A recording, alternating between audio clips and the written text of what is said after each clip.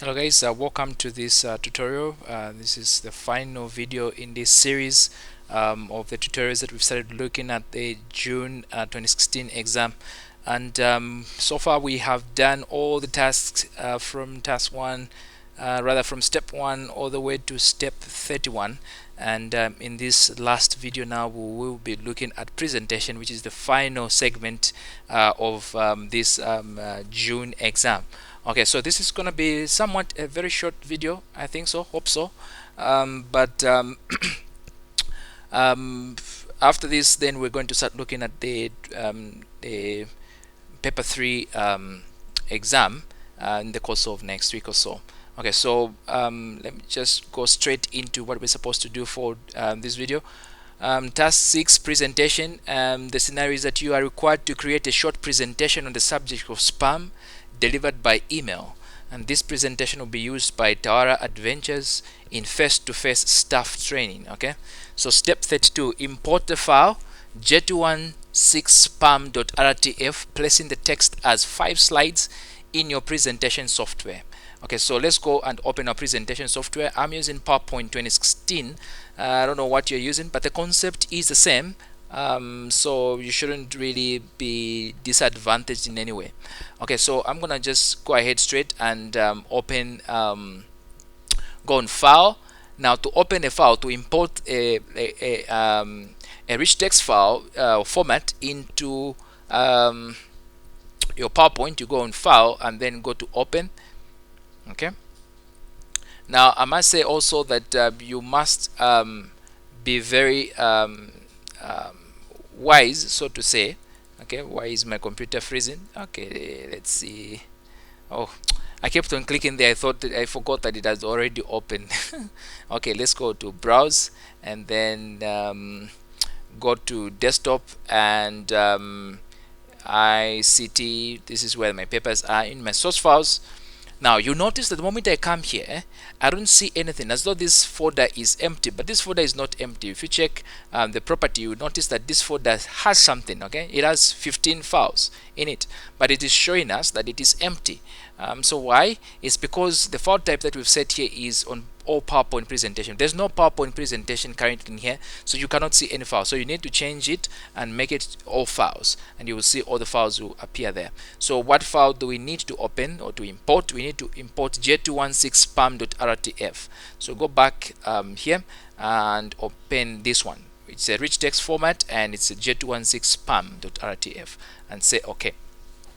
So automatically you see that this file has been opened and it has got only 5 slides. Okay, very important. So let's go back to our question paper. Step number 33, the presentation should be based on a master slide that you would design. Okay, so your slides must have a consistent layout and formatting. Okay, they must have a consistent layout and formatting. So with the following features included on all slides. For example, you should have a company logo which is stored as j216 logo.jpg, and then you should also have your name, center number and current number, and you should have an automatic slide numbering. Okay, so let's go back here and put in some of these features. Let's go and have our master slide. So guys, may I just pause here and just talk about the master slides and the regular presentation slides that you have in PowerPoint. A master slide guide, this is a new feature that came with PowerPoint or with many presentation software, where you didn't have necessarily to go and change features on each slide.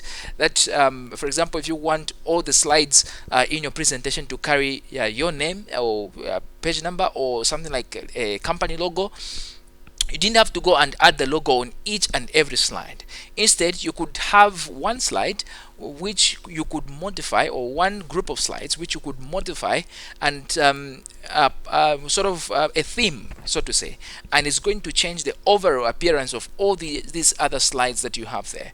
And so this is a very powerful feature that you find in a presentation package, that you can use master slides and just change all the settings that you need to change for your presentation from the master slide. Okay, so and also the good part is that this ensures consistency in your presentation, because if I were to put an image here, then go to this slide and put the same logo for the company and then put it separate, you find that the layout may be different. It may not be that accurate to put it on the same exact location, but if you use master slides and all, you find that the layout is maintained, the formatting is maintained, and your presentation overall looks excellent, like professional.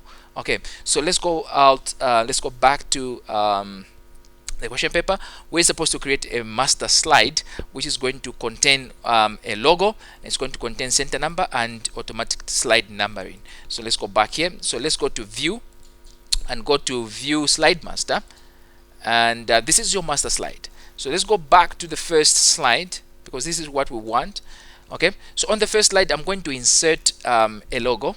Okay, so I'll go insert picture, and I'll browse to the location for my files, get there, source file, and this is the logo in question. So just say insert and the logo will come up there. So I'm just gonna put this logo just there. Okay, looks good.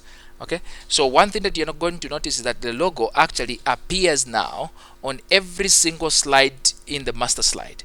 Now, because it does that, it will also appear on every single slide in the presentation slide. Now remember, there are two types of slides that you can create. You can have master slides and presentation slides, and the master slide is used to affect the presentation slide. Whatever changes that you make on the master slide will eventually have an adverse effect on the presentation slide. Okay, so that take note of that. So the other thing that we need to do, we are told to put our center number and candidate number, okay, and then automated slide numbering. Okay, so let's go back here and go to insert. I'm going to insert a footer or header and footer, and in the footer, that's where I want to put my name, Chikasa Evans, and center number ZM556, and the candidate number as usual 0001. Let's make ZM M capital so that it looks perfect. Okay, that's good. The next thing that we're supposed to insert is the slide number, so just put the slide number there. Okay, so that is perfectly fine. Just say apply to all, so that these are applied not just to this slide, the first one, but it should be applied to all the slides. Okay, so we have that. So you notice that you have that and that. So you may ask, but hey, what about the date? Why we didn't put the date here? Why is the date doing there? So if you go back here, you notice that the date actually has been disabled, so it won't even show on the original presentation slide because it is disabled here. Okay, but if you tick here, the date is going to be enabled, and you see dash down here where you say preview, something black here has appeared. But if you click there, it is moved out, and if you click there again, it appears. When you have this, it means all these parts on the footer have been enabled. But in this case, we don't want to enable anything, so I'm just gonna put here and say date, disable it, and say apply to all. Okay, so apply to all. So the next thing that I'm supposed to do actually is, let me go back to the question paper, and okay, so done with step 33. We need now on slide 4 with a title, how to recognize spam mail is incomplete. Okay, so identify 2 ways of recognizing spam sent by email and enter your answer in a separate bullet on slide 4. Okay, so we need to find out ways in which spam is supposed to be, how you can recognize that this is spam. Okay, you guys go in your email boxes and you find there's a lot of mails and you don't even know this mail keeps on coming from consistent senders, and you wonder, where does this email come? You clear your inbox, and a week later you find again you're back to the hundreds of those same weird and irrelevant emails. So how can you recognize that this is spam? Okay, so there are many ways that you guys can recognize spam. So let me just go back to the evidence document, or to rather not evidence document, to the slide number 4. Let me go back, change the view, go to the presentation, rather to the normal view, and you notice that the logo is there. Notice that the footer is there. Notice that the numbering is there, and notice that the date is not there, like I said. Okay, so this looks beautiful. So let's go to slide number 4. In slide number 4, we're going to type the different ways that you can recognize spam. Okay, so one of the ways that you can recognize spam is that the sender usually requests, okay, sender, or let's say sender usually requests for personal information. Okay, Okay, sender usually requests for personal information. When you encounter an email, someone is, you don't even know the source, someone is just asking you to send them your maybe ATM number or whatever, your PIN code, so that they can send you some funds and stuff, or you want something, just know that this is suspicious. Okay, so you can also talk about suspicious attachments. Okay, suspicious attachments. Okay, so this is common. If you go to sites that you're not supposed to go to, they will send you some attachments and they say, no, have a look at this person likes you, or this person does this, and you are hooked into that, and then you open that suspicious attachment, and then behind it you find there is a virus, and you start to cry foul. Okay, so some spam is let me say too good to be true. Okay, for example, somebody just somebody just sends you an email that you've won $100 million, and you know you're not even anywhere near even $1,000. And then somebody just says you've won $100 million, just send me your details so that we can deposit into your account.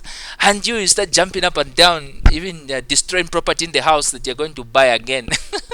You burn all your clothes, yeah, that you're going to buy new clothes and stuff because you've won $100 million. Guys, wake up, it's a dream, it's a trap. It's like what somebody once told me, that if you dream that you want to go pee in your sleep, okay, you're dreaming and you want to go pee, he said, don't go, it's a trap. Wake up. So if you find an email, a message in your inbox saying that you've won something, and this guy is very urgent, okay, it's like they can't wait a single moment. Okay, please hurry while offer lasts and stuff. Just know this is not good, this is spam. Okay, and then you can also find some links in the main message. Okay, I'm not saying that all links are bad in the main message, but very few people would send you a link in an email. For what? Okay, unless it is maybe some business stuff. But some links, they say just click here to claim it. Click here to claim what? Come on, if you want to give me something, just give it to me. Don't tell me to click there. And then you'll find also generic greetings, general greetings if you want. Okay, general greetings. Okay, so instead of saying, addressing me as Evans, say hello Evans, the person would come out, maybe say hello sir. Okay, from where? Okay, you find that this email doesn't even look like it's personalized. Okay, it doesn't look like they know me. They're just sending it because for the sake of sending it. There's also when you don't have logos, when they don't have logos. Okay, so legitimate mail usually have logos, especially if it's coming from companies and stuff. It has mail. So imagine you receive an email from the president of your country, and it doesn't have a logo, it doesn't have anything, not even a proper signature. The signature looks like his, but it doesn't have logo of maybe the state house or the coat of arms for your nation. Just know that this is fake. Okay, so there are many other ways, guys, that we're supposed to do that, but you're just supposed to list two of them. But I've listed a number of them just for the sake of you guys really just being in this where you just understand what I'm trying to put across here. So the next thing that we're supposed to do, we identify two ways. Okay, we just done that. Slide number 5 with the title methods to help prevent spam is incomplete. Okay, so identify two methods to help protect yourself from spam sent by email, and enter your answers as separate bullets on slide number 5. So let's go to slide number 5. So methods to prevent spam. Okay, methods to prevent spam. So how can you prevent spam? Okay, so the way you can know that this is actually spam is that one, you not necessarily the way you can know. We've done identifying. We're now dealing with methods of how you can prevent spam. So one of the ways that you can prevent spam is by the use of spam blockers. Okay, or you can block spam. Then you can also use email folders. Okay, spam folders. So any, not SMAP, it's supposed to be spam. My typing is bad. Okay, spam folders. Okay, what these do is that you guys, if you go to Yahoo or your Hotmail, I don't know, or Gmail, you find that spam actually has a folder in which it arrives in. So once you recognize that this is spam, you can mark it as spam. Every time it comes, it goes into that folder as spam. Okay. There's also use of spam filters. Okay, you can filter your mail. Or okay, or so that can work out. So I don't know how many methods we're supposed to list. We're supposed to list 2 methods as well. So let me just list maybe a couple of them, 2 of them, maybe 2 more, and then you can also say you can create a senders list. You can create a safe senders list. Okay, this is where you have your contact list. Okay, contact list, or your contacts. And then the last one maybe that I can add there is avoid clicking on links that you don't know. Okay, so avoid clicking on links that you don't know the source. Yeah, that's better. Links that you don't know the source. Okay, maybe one more. You can also just delete or ignore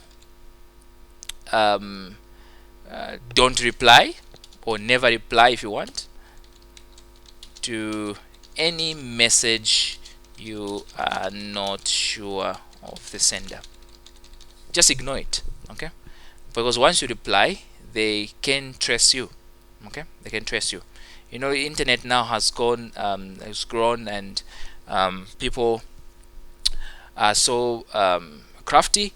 They can track your IP address and all these other things, and just track all your things that you're doing on the internet, and they can steal stuff from you. So that is that. So let me go back to the question. So we're done with step 35. Step 36, evaluate the features of your presentation that meets the needs of your audience. Okay, so again, like I said in the previous video, guys, about evaluation. Evaluation is of the form, the highest order of cognitive, whatever. Remember, I failed to find that word again. So you're supposed to find criticize this presentation. Okay, what really makes this presentation the best, or what are the weaknesses of this presentation? What are some of the features that makes this presentation excellent or weak in a way? Okay, so we're supposed to write that. We type an evaluation of the presentation into the evidence document using no more than 50 words. Okay, so what we're going to do here is to go back to our evidence document on step number 36. Okay, step number 36, and then we need to evaluate that. Okay, so remember, if we go back to our presentation, we have used the slide master, and we put some features here that makes our work consistent. Okay, remember, the logo is appearing on every single page at the specific or specified position.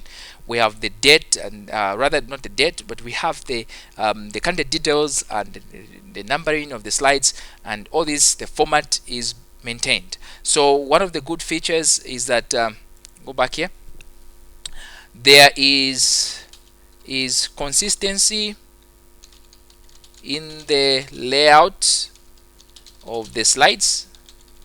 Okay, that's number 1. Okay, so let me just put them in bullet forms. Let's do that. Okay, and then also another feature that we have used is that we have inserted the if you want, what we would call the formatting. Okay, so we have appropriate formatting. Okay, appropriate formatting. If you go back to your presentation, go in view and go to normal, and you guys, you notice we have proper headings. Okay, the text is visible enough, it's not too small, and we have titles and all. Yeah, in fact, heading is or should be one of the things. Okay, so the appropriateness is that each slide has a proper heading or title, if you want. That should be also okay. The other thing, guys, is that we have avoided using too many texts, or too much text, not too many, let's say too much text on one bullet. We have avoided using too much text on one bullet. And lastly, I think they're enough. Let's see if then, even though the slide itself is plain, it's not looking so attractive. It's plain. It is fine. Okay, it is fine. You can present to an audience. It is fine. Okay, so guys, let's go back to our question paper. Spell check and proofread the presentation. Save the presentation. Print the presentation with 2 slides to the page. Okay, guys, this is very important. So when you print your slides, make sure that only 2 slides are appearing per page. Okay, so make sure that you have your center number, name, content number on all slides. So we just did that. So come back here and go to File. Okay, then Print. Okay, so when you print, you need to select let's see, header and footer. Let me see, I want where I can find handouts. Okay, so notes and handouts, let's see how many. Nothing here, just cancel that.